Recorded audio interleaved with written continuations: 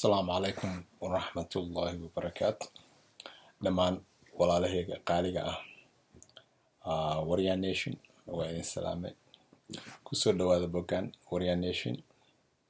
Boggan Warrior Nation waxaan u furay ama ay fikradeeda igu bilaabatay muddo dheer, laakiin dan adduunyo iyo hawl adduunyo darteed 2017 furay page-kan, laakiin dan adduunyo iyo hawl adduunyo darteed iyo ilmo koris ma arkin waxoogaa time u waayay.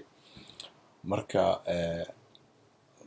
haddana waxaan ogaaday time adduunkan maba la helaayo. Waxaa jira waxa la dhahaa ratiga macsarada shiida. I don't know qofkii yaqaano saliid macsarada ratiga shiida. Waxay ahayd maxaa la dhahaa ii sheego, waa arrin qadiimi ah oo lagu sameeyo jiro. Ratiga indhaha laga xiraa, marka wuu wareeganayaa all day. Marka qurbahan iyo arrimaha ka jira markaan fiiriyo ratigaasaan soo xasuustaa macsarada shiida. Waa iska daba wareeganaysaa all day. At least ratiga macsarada shiido shaqo culus oo qabanaya, laakiin annaga ma naqaano shaqadan qaban.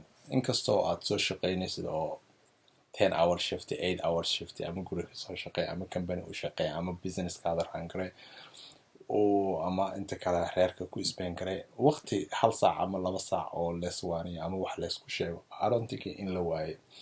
Laakiin dhibka jiro waxaa waaye systemkii markaad la qabsatid wuu ku wareejinayaa. Saas wuu kugu dhex jiraa. North America, Western worldka ama North America hata ama maaragtino wadamadan galbeedka ayaa Europe aan joogno aan u badannahay. Very difficult waa system loo sameeyo qofka bini'aadanka uusan ka bixi karinba. Oo waxaa waaye ama guri mortgage ama ijaar bixi, maxaa la dhahaa ii sheeg, biil inta ka saar, biil inta ka bixi, biilkaana imaadi kan bixi, inta ka bixi, maanta intee wax ka qabtaa, maanta intee wax ka helaabso. Waqtigaaba iska dhamaanayo. Carabaha iyo Afrika markaad joogto waqtigaa ugu dheeraanayo.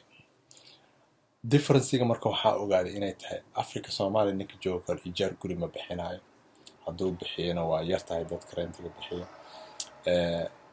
Qofkii waqti badan oo haya oo socialkeed dadkiisa wax la qaybsado oo noloshii wax ka qaybsado oo maaragtay party of systemkii dadkii oo bulshada la noolaayo ka mid yahay. Meesha laakiin isolation wax la dhahaa jiro. Qofka dantaada ka remove garaynayso danta ama bulshada isku dakeeda ama isku maadkeeda ama waxaasito. Marka Warrior Nation aan usoo laabto, waxaan ku fikiray meel Soomaalida ay ku wada sheekaysan karto, runtan isku sheegi karto. Qofka bini'aadankana fikradiisa oo la qaybsan kara dad kaleeto. Aan xumaan loo arkin, asoon ma arkin oo qof aflagaadeyn, inuu qofka bini'aadanka wuxuu aaminsan yahay oo sheegi karo, oo ka faa'iideysan karo, ama maaragtay debate wax la dhahaa maaragtay dood oo la yeelan karo oo respect ah, laakiin oo qofkii adoo maaragtay tixgelinayo jiritaankiisa iyo codkiisa iyo noloshiisa, maaragtay inuu qofka kale wax la sheergaray karo. Midda jirto oon adduunka xaq runta marka la rabo, xaquuqda qofka bini'aadanka, xorriyadda qofka bini'aadanka waa number 1. Qofka markuu xorriyadiisa oo meel saaro oo qof kaleeto wax u qaban karaa. Bulshada dhan asaas. Xorriyadda marka waxay ku timaadaa qofkii xaq ma u leh, wuxuu awoodo ma hadli karaa, asoon ka cabsanayn in dhibaato loo keeno ama la caayo ama la xumeeyo. Qofka bini'aadanka qofka kale wax ma la sheego. Qofka hadduu yiraahdo aniga qabiilista ah, qabiilkaygaan jeclahay, Soomaalida waxay u arkaan qofkaas qof xun, like waa adoo like qofkaas racist waa camal ama waa cusuri. Qabiil qofku xaq u leeyahay qofkaas inuu macnaha hadduu aaminsan yahay waxaas asiga ay ka soo baxday calooshiisa ka soo go'day, uuna aaminsan yahay fikradaas, qofka waa dibeeda kala yeelan kartaa, waa weydiin kartaa wuxuu qabiilkaas ku jecel yahay, muxuu faa'iido ka helaa, reerkiisa maxay ka faa'iideysteen. Marka reasonka oo ii sheeg waa dhihi kartaa.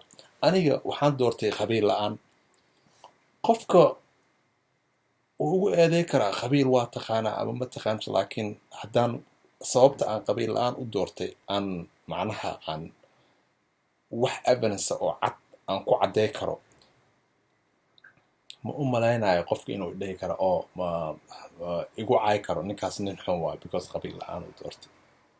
qabiilkana wax qaldan maaha, wax xun ma aha. ilaahaabana sheegaba inaan isku garanno aan qabiilka idiin siiyo dhahay. diintaa ku faraysa qofka kuugu dhow ilaa hooyada iyo aabbaha waa dadka, iyo caruurtaada iyo xaaskaada waa dadka adduunkuugu dhow, ayagoon wax aadan siin oo naftooda ma arkin oo satisfied ah sadaqa ma baxsan kartid. waxaa arkaysaa dad dhibaataysan oo waalidkeedii ama walaalahooday dhibaataysan ama dadkii u dhawaayay caruurtoodii dhibaataysan, markaasuu masaajidkii inuu tagu leeyahay kun igu qoro. marka qofkaas alxamdulillah ilaahay ha ka aqbala hadduu waxaan uu sadaqaystay, ilaahay ha aqbalo, ilaahay haga aqbalo. laakiin sadaqadii guriga ay ka bilaabataa. midda kale waddan la dhisana gurigay ka bilaabataa. gurigaada iyo ilmahaada markaa ka warqabtid oo xaaskaada respect u haysid, caruurtaada respect u saarsid, xaaska xaquuqday leedahay aad og tahay, caruurtaada xaquuqday kugu leeyihiin aad og tahay. ilaa adduunkan ilaahay dad ilmo u baahan oon weligood helanaa jiro oo millions ku isbaangaray, $1,000,000 ku isbaangaray inuu ilaahay ilmo siiyo, kumanaan geliyey oon ilaahay siinin. adiga wixii laguu siiyey oo ilaahay kugu dhiibaa jirto because imtixaanaa jiro laguu dhiibaayo. dadaan weligood guursanaa jiro. adiga ilaahay xaas uu isjeclaateen aad iska doorateen bulshada inteedii kale aad qabtaa. ilaahay wuxuu kuu siiyaa jiro waa khayr oo ilaahay ku siiye waayo, waana lagu su-aalaa every khayr oo ilaahay ku siiye su-aalaa ka dambayso. ilaa dameerka hadda waa xayawaan, waad raranaysaa, ma hadlo. allah u naxariista abwaangaariya wuxuu dhahay dameerka wuxuu yiri hadduu hadli karo ninkan wiilka dameerka markuu ilmihiisa dhalo wuxuu dhihi lahaa war meeshaan anaa rarma laygu dilay ka carar. laakiin ma dhihi karo. ilaahay ma siinin ma aragtay carabkaas oo ku hadlo. annaga laakiin ilaaha carab iyo hadal nagu ammaansadana siiyey.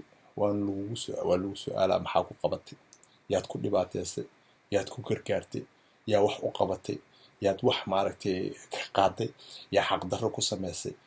marka way imaanaysaa taas. wax la ogyahay waayo. wax kastoo lagu dhiibo, wax kastoo ilaahay kugu sadaqaysta, ama maal ha noqda, ama caruur ha noqota, ama oday aad u wanaagsan, husband fiican ha noqda, ama xaas aad u wanaagsan, ilaahay wuu kugu imtixaanaya. saa ula dhaqantid, saa respect u siisid, saa u jeceshahay, saa macnaha ugu talagashay inaa maaragtay biilkooda meel dhigtid, inaa nutritionkooda iyo cuntadooda meel dhigtid, inaysan qaawanaan, inay maaragtay xaaskaada wax u baahan. waxyaabahaas awoodda intaad awoodid oo raganimadaada ah waa hasalgaraynaysaa ama waa raadinaysaa. dumarkana sidoo kaleeto. ilaa hadda waan simanahay rag iyo dumar. marka ayadoo taas jirto waxaan islahaa marka bal horta guri marka la dhisaayo aas-aaskaa laga dhisaa. bal horta annaga aan isweydiino qof ahaan maxaa tahay isweydiiyo, isku noqo. bal haddaad dhegaysid videogan markaad dhamaysid bal isku noqo, isweydii 3 su-aal oo keliya. yaan ahay aniga? maxaan rabaa adduunkan inaan kaga tago? yaan ahay aniga? qofkaan ahay ma ka wada qabiil yaa qofkaa tahay as a person? bal isweydii war hebelow maxaa yaa tahay? isbarabal adi isweydii su-aasha, because su-aasha markaa kor u qaadid adi isweydiisa jawaabaa kaaga soo baxaysa. adig qof keliyo runta isku sheegi kara adiga waa, because adiga waa is ogtahay waxyaabo badan oo ummadda kale aysan ogeyna adiga ogtahay. marka waa inaad isweydiisaa horta aniga yaan ahay? adduunkan maxaan u joogaa? sidiisaba adduunkan ilaahay isoo dhigay maxaan u joogaa, iyo adduunkan maxaan kaga tegi karaa? wax laga sila dhaha. 3daas markuu qofka isweydiiyo oo su-aal clear, jawaab cad ay u soo baxdo, qofkaas wuu is yaqaanaa. qofkaas markuu is yaqaano oo qof kaleeto oo aqoonistiisa adi markaad istaqaanid qofka kuugu dhow adduunkaa baran kartaa, xaaskaada markaasaa si fiican u baran kartaa, caruurtaada markaasaa si fiican u bartaa, odagaada markaasaa si fiican u baran kartaa. marka arrintaas bal horta aan ka wada hadalno, aan isdhahno aniga yaan ahay qof ahaan, maxaan adduunkan u joogaa, ilaahay muxuu adduunkan ii keenay, ilaa subax kasta waa toosaa, waa cunaa, waa cabaaya, maxaa adduunkan kusoo saaray. markaan arrintaas aan fikiray 30 sano lasoo dhaafay waddankaas burbursan waa u jeeday, danaheygaan ka watay, iskuulka aad, wax ka baro, ka shaqeyso, reerkaada wax u qabo, saanisada weligay waddankayga ilaahay waa jeclahay, waddanka ilaahay dhibaatada ha ka qaado, ilaahay dadka saas ha yeelo, ilaahay dadka saan ha isku toosay, ilaahay dadka oo dowladdaas dowlad xun waaye, waxyaabaha aniga aan dowladdaas waddankeeda ma dadkarayso, saan maahay, al-shabaab muxuu waddanka u dhibaateynaa. marka waxaa ogaaday su-aalahan weydiinaa dhan qofaan blame garaynaa, qof kaleeto aan rabaa inuu solfo garayo su-aalihii aan aniga isweydiinay.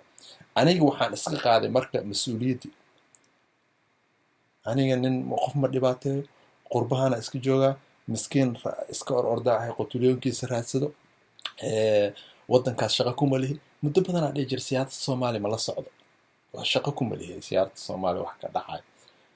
weliba waxaan u dhihi jira si proud ah, oo macnaha nin isla weyn camal, oo inay wax fiican tahay camal aan u dhihi jiray.